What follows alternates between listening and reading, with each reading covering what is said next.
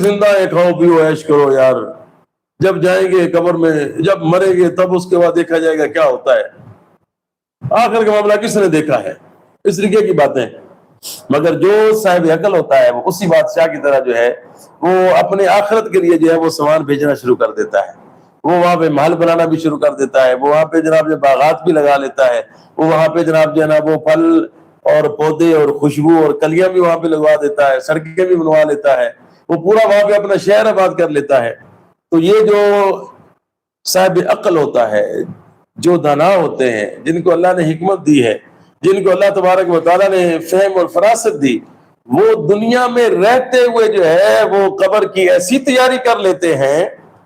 کہ جب وہ قبر میں جائیں گے تو ان کو وہاں پہ اکیلا پن یا تنہائی یا اندھیرا محسوس نہیں ہوگا، کیونکہ انہوں نے اس کے لیے تیاری ہی اتنی پہلے سے کی ہوئی ہے